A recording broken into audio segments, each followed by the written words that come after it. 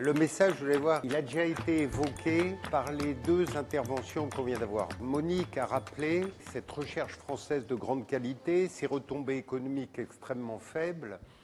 Tous les gouvernements, de gauche, de droite, depuis des dizaines d'années se posent la question comment combler ce gap. Les grands groupes, eux, qui sont très puissants en France, ne créent pas d'emplois.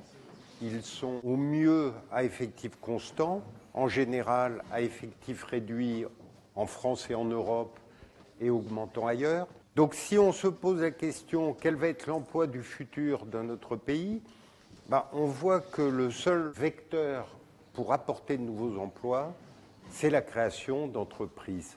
Alors la création d'entreprises, vous avez la création d'entreprises de services traditionnels et ça fonctionne pas trop mal.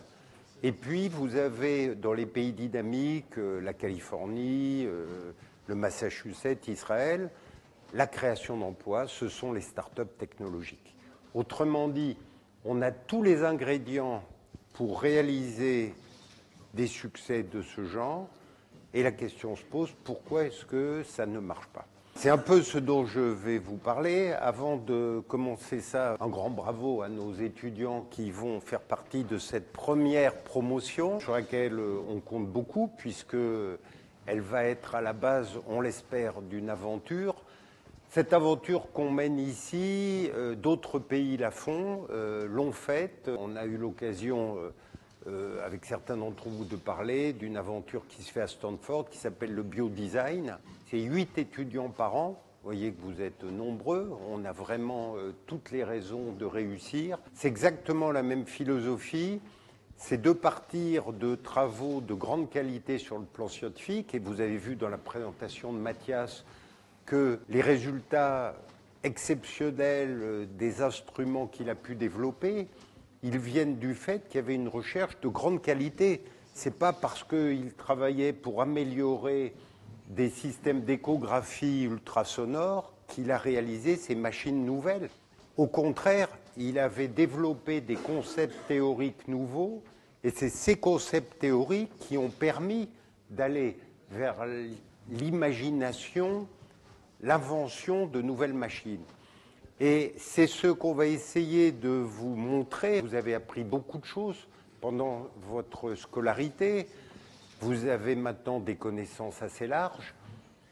Ce qu'il manque un peu, c'est qu'est-ce qui va faire qu'à partir de ces connaissances, vous avez envie d'aller vers une application. Il vous a raconté plusieurs aventures, je vous en raconterai plusieurs autres. Ça m'a amusé quand il a parlé la notion de prix. Il avait développé un échographe et c'était trop cher. Les composants de l'époque ne permettaient pas de faire une machine compétitive. Ça m'a rappelé une anecdote que je ne peux pas m'empêcher de vous raconter. Georges Charpak était venu dans mon laboratoire en 1980.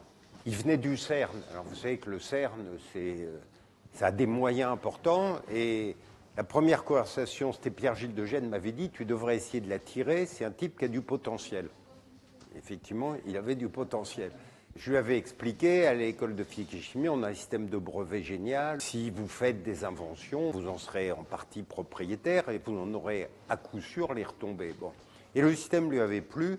Il était venu en 81, 82. Et puis, on a développé des machines, en particulier d'imagerie médicale ensemble. D'autres gens du laboratoire avaient développé des systèmes de mesure de colloïdes dans l'air par ionisation, phénomène de ionisation. Et ça nous avait donné l'idée de faire des détecteurs de fumée. Le labo était petit, tout le monde parlait au café ou au thé. Et donc, Georges avait dit, mais moi, j'ai des idées géniales, je pourrais faire beaucoup mieux pour vos détecteurs de fumée. J'aurais dû me méfier, parce que le jour où il était arrivé au laboratoire, je lui avais demandé, tu as besoin de combien comme crédit? Il m'avait dit 100, 200 millions, ça devrait aller. C'était en francs à l'époque, mais quand même. Et donc, venant du CERN, c'était des chiffres qui lui semblaient naturels. Bon, je lui avais dit, écoute, on va commencer par 10, 20 000 francs, et puis on verra au fur et à mesure. Et puis, ça s'est très bien passé, tout ça. Il nous dit ah, j'ai une idée géniale d'un détecteur de fumée, j'ai vu ce que vous faites, c'est nul, je vais faire beaucoup mieux. Il fait un proto et je lui dis ton proto est ultra cher, tu rassembles des appareils impossibles. Il me dit ok, j'ai compris, il faut que ce soit pas cher. Il me dit j'arrive entre 10 et 20 000 francs maintenant, le détecteur. Je lui dis t'es sur la bonne voie, il faut arriver entre 5 et 10 francs maintenant. Et effectivement, ces objets que vous voyez au plafond, il n'y en a pas dans cet amphi, c'est assez inquiétant d'ailleurs. Les objets que vous voyez normalement au plafond sont des produits qui contiennent de la physique, de l'électronique, de l'informatique, des télécoms et qui se vendent avec la loi qui va obliger tout le monde à en avoir. Vous avez vu sans doute, pour 10 € maintenant, vous avez un détecteur complet qui contient tout ça. Donc vous voyez, il y a la connaissance scientifique et nos établissements de PSL l'ont merveilleusement. On ne peut pas imaginer d'endroit où on a une meilleure connaissance scientifique. Alors, pourquoi est-ce que si peu sort un peu de l'ESPCI à l'échelle de l'ESPCI? C'est très bien ce qui en sort. Mais imaginez ce qu'on pourra faire à l'échelle de PSL en combinant la diversité des cultures, la qualité de la recherche fondamentale et donc le potentiel fabuleux qui reste à exploiter. Alors, je vais maintenant parler beaucoup aux jeunes, aux étudiants. Vous avez un background très fort, global. Vous allez maintenant devoir comprendre comment aller un cran plus loin. Je vous ai dit, certains d'entre vous iront dans la recherche, certains iront dans des grandes entreprises, mais la véritable création, elle est dans les startups. C'est là que les développements économiques pour la société sont importants. Et à titre personnel, vous pouvez aussi avoir des retombées personnelles, ce qui n'est pas non plus un inconvénient. Alors, pourquoi est-ce qu'on crée une start-up? Pourquoi est-ce qu'on crée une start-up? D'abord, il faut en avoir envie, bien entendu, il faut être prêt à prendre des risques, mais il faut avoir une idée. Vous voyez, j'insiste beaucoup. On ne crée pas une start-up pour créer une start-up. On a une idée, on pense qu'elle est bonne, que les autres ne l'ont pas eue ou que les autres ne la maîtrisent pas. Et donc, c'est cette idée qu'on va faire évoluer. Alors, est-ce qu'on crée une start-up seule? Il faut une équipe. C'est très, très difficile d'être seul. Alors, si vous avez une idée d'un jeu génial, vous le mettez en œuvre vous-même, peut-être que vous allez y arriver. Mais la notion d'équipe est fondamentale. Je raconte souvent mon premier échec. J'ai eu beaucoup d'échecs.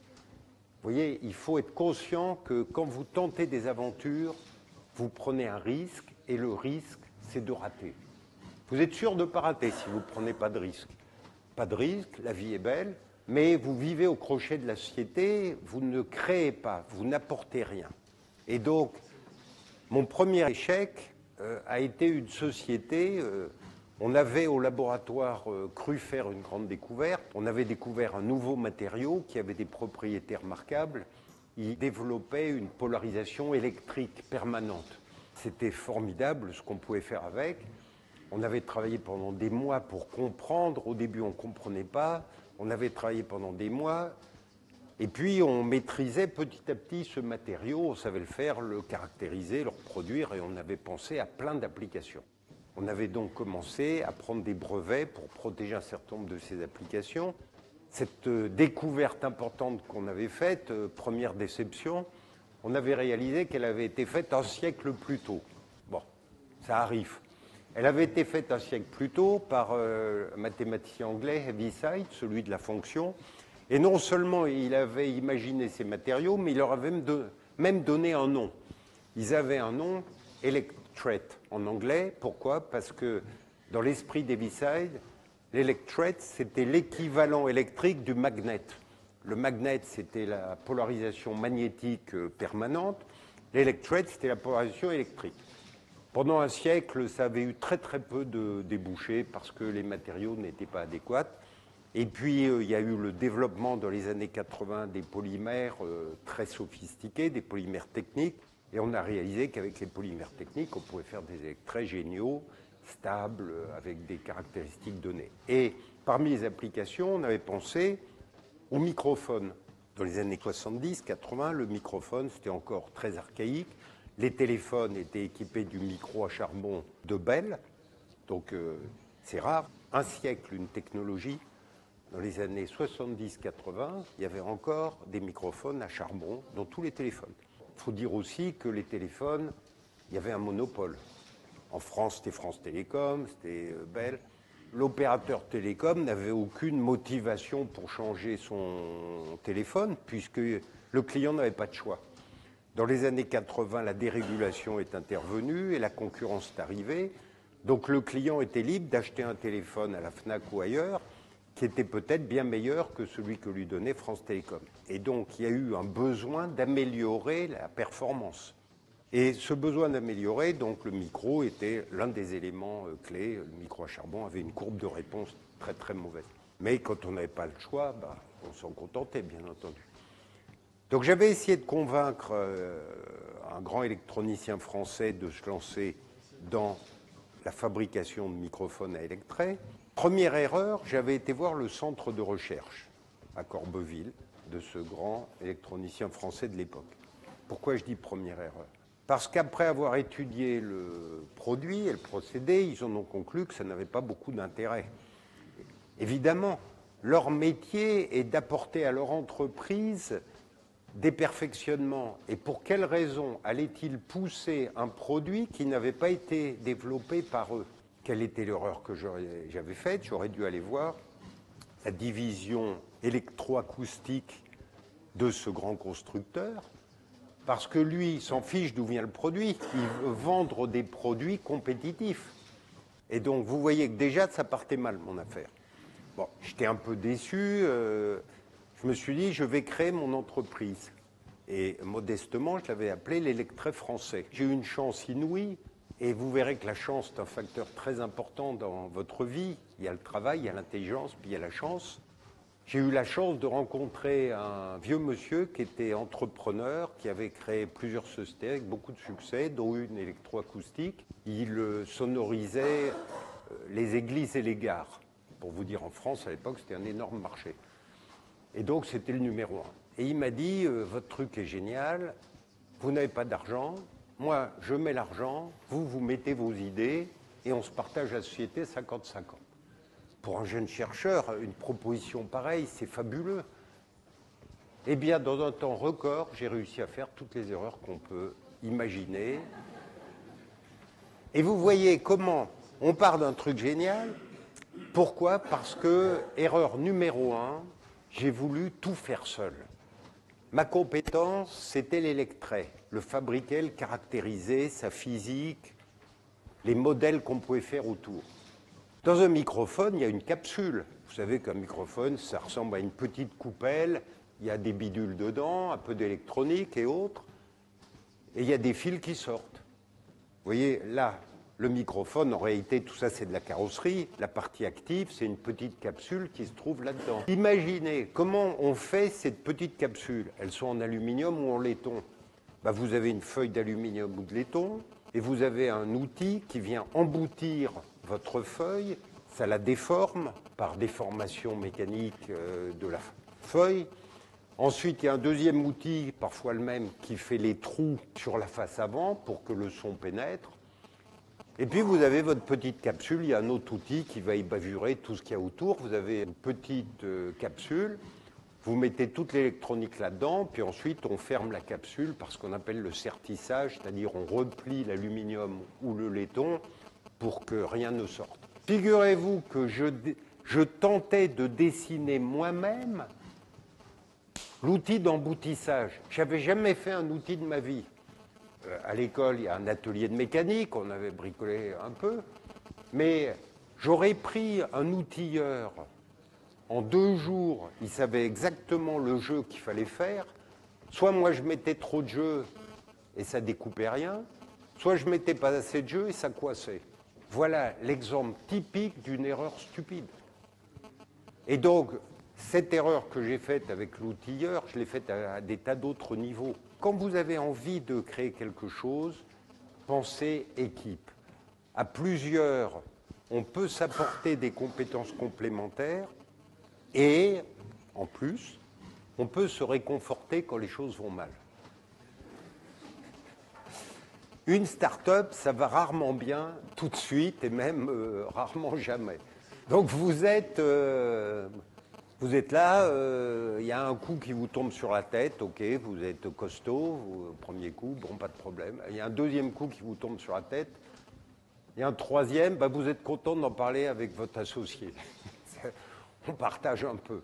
J'avais créé une start-up avec un ancien élève, Éric Carrel, qui est maintenant un entrepreneur extraordinaire. On avait créé un produit nouveau, on n'arrivait pas à convaincre les opérateurs télécoms de son intérêt. On avait créé une boîte qui était une interface entre le monde extérieur avec la DSL, les fils du téléphone, et côté domicile ou bureau avec Wi-Fi, ou avec la radio, disons, Bluetooth ou Wi-Fi. Et on trouvait que c'était génial parce que il y avait de la concurrence dans les télécoms, donc les opérateurs se piquaient les clients les uns les autres, et on disait aux opérateurs, rappelez-vous l'époque bénie où le téléphone à domicile vous appartenait. Le client n'était pas propriétaire du téléphone, c'était vous qui étiez propriétaire, le client ne s'occupait de rien. Quand il avait un problème, vous veniez, vous changiez son téléphone. Vous n'avez pas connu cette époque, c'était un téléphone traditionnel, des PTT. La vie était belle. Le client, il était attaché à l'opérateur. Ensuite, avec la dérégulation, le client pouvait choisir. C'est dur la concurrence, évidemment. C'est très pénible pour l'industriel ou l'opérateur. Il fallait baisser les prix, il fallait faire des trucs comme ça. Et on leur disait, vous allez mettre un appareil chez le client qui vous appartient et vous avez à nouveau accroché le client. En plus, vous lui apportez un vrai service. Il va pouvoir communiquer avec Internet par ADSL et à la maison, il a plus 36 fils qui relient le modem à la chambre des parents, à la chambre des enfants, à la chambre du chien et du chat. Bref, vous avez sorti ce paquet de fils de la maison, vous avez un super produit. Et ils nous disaient tous, on vous appellera quand on a besoin de vous. Surtout France Télécom, qui était le leader quand même. Et les étrangers nous disaient, c'est bizarre que France Télécom n'achète pas chez vous. La boîte était sur le point de couler, et je vous racontais cette anecdote. Eric, de temps en temps, me disait, la banque a téléphoné, il y a les salaires à payer à la fin du mois, est-ce que vous pouvez leur parler? Donc c'est agréable d'être deux. Oui, et donc, on se partageait certaines des contraintes. Heureusement, un homme formidable, Xavier Niel, a sorti 8 mois plus tard la Freebox. Le lendemain matin, Thierry Breton, qui était le patron de France Télécom, a convoqué tous ses directeurs en leur disant « bande d'abrutis, une petite boîte sort un produit génial ». Ça a eu une conséquence heureuse pour nous, puisque notre interlocuteur qui, depuis 8 mois, nous disait « on vous appellera quand on a besoin de vous », il nous a appelés. Non seulement il nous a appelés, il est venu nous voir, il a demandé quand est-ce que vous pouvez commencer à livrer. Et on lui a dit, l'électronique, il faut approvisionner les composants, il faut mettre en place la chaîne de fabrication, la chaîne de contrôle, ça va nous prendre du temps. Ils nous ont dit, c'est plus une question d'argent, on va vous aider financièrement, il faut sortir les produits. On a sorti donc la première box de France Télécom, et puis très vite, on a sorti pour eux la Livebox, puis la British Telecom Box, Polish Box, on a fait tous les pays d'Europe, on est devenu le numéro 1 de la box en Europe. Je vous raconte cette histoire pour deux choses. D'abord pour illustrer l'intérêt d'être une équipe. Vous voyez que dans cette affaire, Eric et moi, on s'est partagé ces moments difficiles qui ont précédé les commandes importantes. Et être seul, ça aurait été psychologiquement beaucoup plus dur. Deuxièmement, vous dire, il faut persévérer. Quand vous avez une bonne idée, il faut vous accrocher. Vous, vous êtes convaincu que vous avez une bonne idée, vous y croyez, alors vous devez vous battre pour la faire passer, vous devez tout faire pour tenir jusqu'à ce qu'elle sorte. Si on avait jeté l'éponge parce que France Télécom, le leader en télécom, nous disait votre produit n'a aucun intérêt, eh bien, d'autres auraient sorti la box, ça fait aucun doute. La preuve, Free l'a sortie, mais ce n'est pas nous qui l'aurions fait. Et cette entreprise est devenue, je vous disais, le leader des box. Vous voyez quelques messages. L'équipe numéro 1. L'idée, on a vu, bien entendu, il faut avoir une idée. Vous êtes dans un monde compétitif. Prendre des risques. il faut prendre des risques parce que vous êtes face à des géants qui sont déjà en place.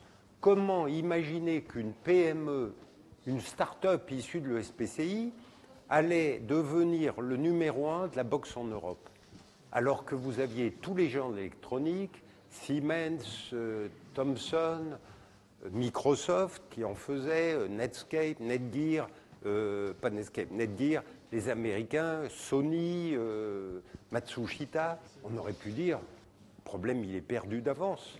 Ben, la réponse était non, il n'est pas perdu d'avance. C'est pourquoi? Ben, je vous donne deux exemples. Avec la même entreprise qui s'appelait Inventel. Quand on avait décidé avec Eric de créer Inventel, on s'était dit on va faire des produits qui se branchent sur les fils du téléphone, donc un produit qui va être connecté en ADSL avec Internet et un produit qui va être connecté en radio avec la maison. Une nouvelle norme voyait le jour qui s'appelait Bluetooth. Bluetooth, c'était un protocole très intelligent. Et il y avait un protocole plus ancien, 802.11 de la norme I3E, qu'on appelait Wi-Fi. Et nous, on pensait que Wi-Fi, c'était le passé, Bluetooth, c'était le futur, en termes d'intelligence du protocole. Tous nos ingénieurs, il y avait 22 personnes dans la société, expliquaient aux clients, Wi-Fi, c'est le passé, Bluetooth, c'est l'avenir. Et les ventes étaient faibles. Pourquoi? Parce que, d'abord, il y avait très peu de terminaux équipés avec du Bluetooth.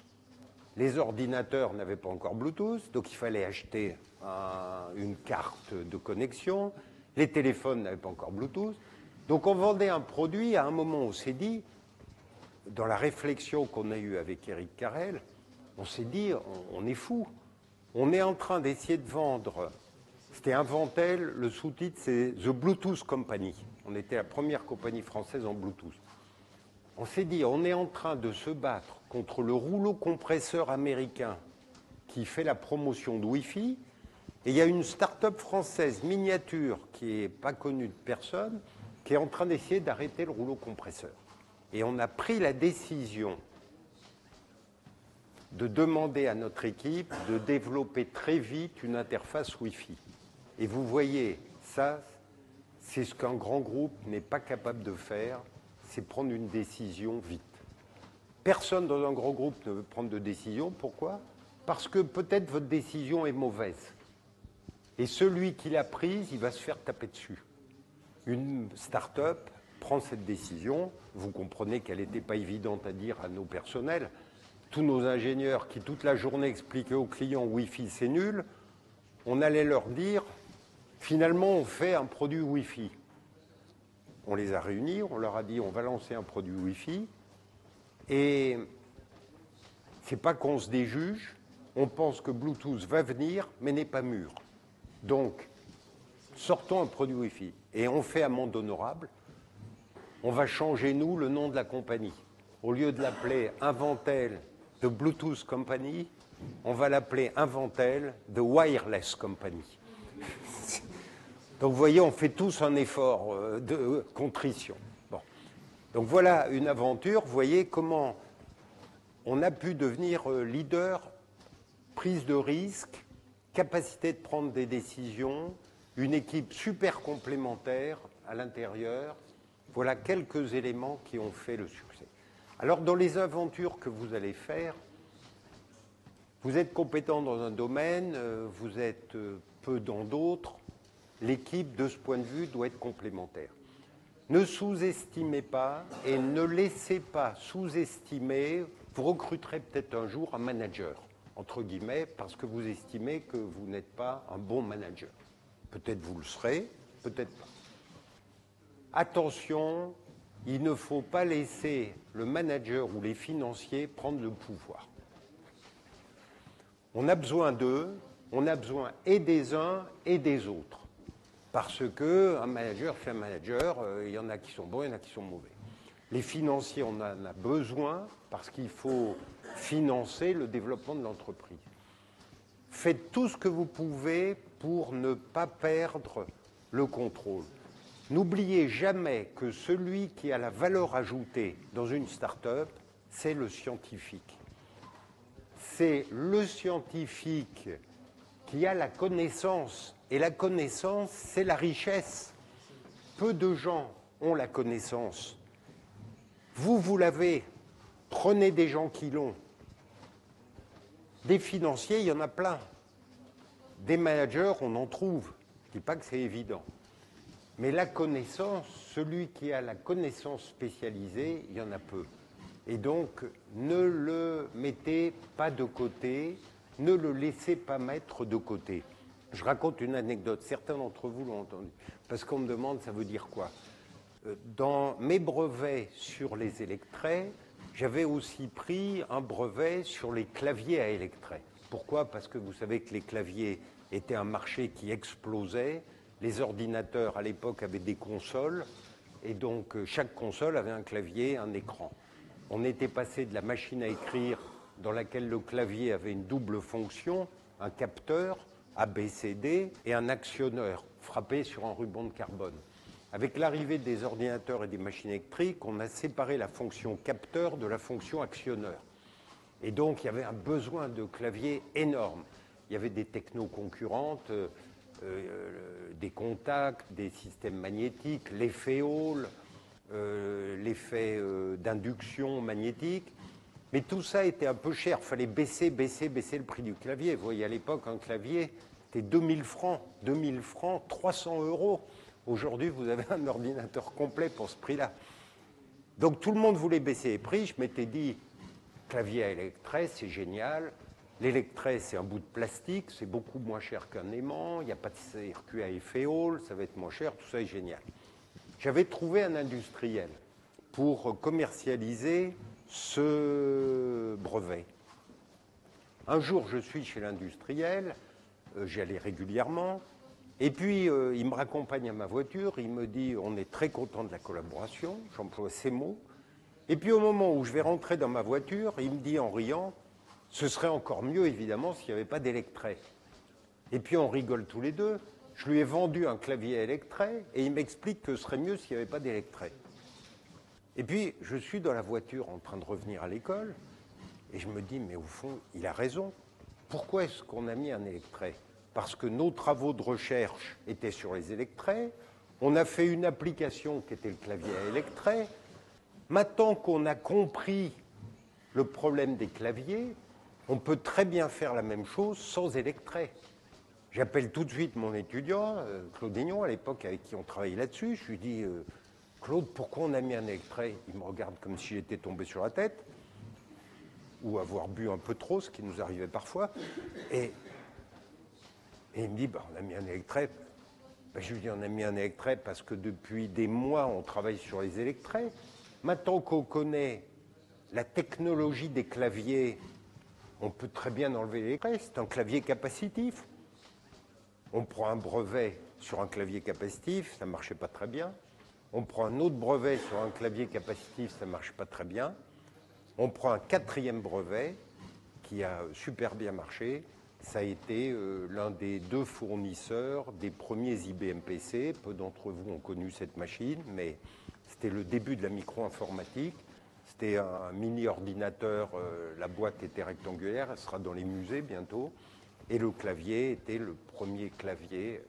Donc vous voyez, si un chargé de valorisation avait pris le brevet à électret, en oubliant le chercheur, il aurait sorti industriellement un clavier à électret, et 6 mois plus tard, quelqu'un aurait sorti l'autre.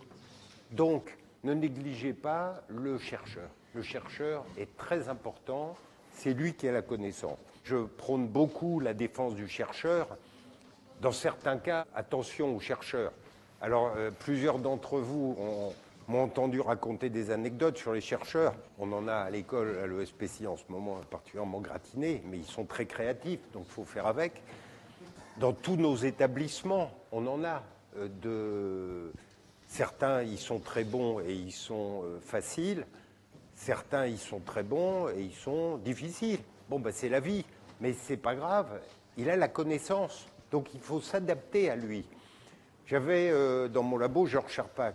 Donc Georges Charpak était génial, il y avait des idées tout le temps. On avait fait cette boîte qui faisait de l'imagerie médicale. On avait construit un imageur, donc vous imaginez pour une petite boîte, un imageur, c'était extrêmement lourd sur nos finances. Et on cherchait à lever des fonds. Et on n'y arrivait pas. Chaque fois qu'il venait, il me tuait le discours. Et donc, quand la société allait vraiment mal, je lui ai dit, Georges, s'il te plaît, j'ai un rendez-vous dans une banque, ce sont des gros investisseurs, ils sont super chauds, ne viens pas. Et il m'a dit, ok, je dis des bêtises, je ne viens pas. Le jour du rendez-vous, il traîne dans le bureau de ma secrétaire, là, et je lui demande, qu'est-ce que tu fais? Il me dit, rien, je suis là. Je lui dis, je sais très bien ce que tu fais, tu veux venir avec moi. J'emploie les mots de l'époque. Et il me dit, je te promets, je ne dirai pas un mot. Je lui dis, je pense que je fais une erreur, mais viens. On va dans cette banque, boulevard Haussmann, la matinée se passe merveilleusement bien, ils sont emballés, s'il y avait le carnet de chèques, c'était pratiquement fait. Ils nous invitent à déjeuner dans la salle à manger de direction, au dernier étage de la banque, en boiserie, un peu comme ici. Repas fabuleux, fait par un chef grande qualité, des vins délicieux qu'on consomme.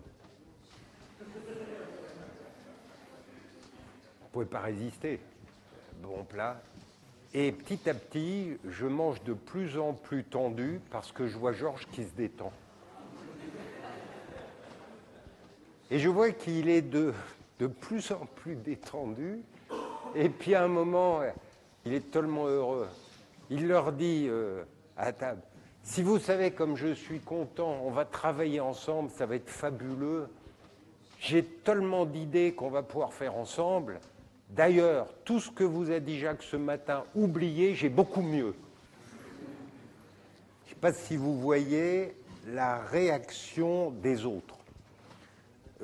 Silence glacial qui tombe, et à la fin du repas, le chef de la négociation me dit, quand vous serez décidé sur ce que vous voulez qu'on finance, vous nous direz. Donc vous voyez, soyez prudents. Le scientifique, parfois, il a un enthousiasme qui peut dépasser la nécessité. Alors, Mathias vous a parlé des brevets. Les brevets, c'est extrêmement important pour plusieurs raisons. Les brevets, d'abord, numéro un, si vous faites quelque chose d'innovant, vous n'avez pas envie de passer des mois, voire des années à le développer, et n'importe qui le copie à la fin. Le brevet vous donne un monopole, donc vous voyez que c'est quelque chose qui est tout à fait orthogonal aux règles normales du capitalisme, où vous avez la règle de base qui est la compétition. La compétition, et vous entendez parler tout le temps des procès antitrust, donc toute l'économie est basée sur la notion de compétition. Paradoxalement, le brevet vous donne un monopole.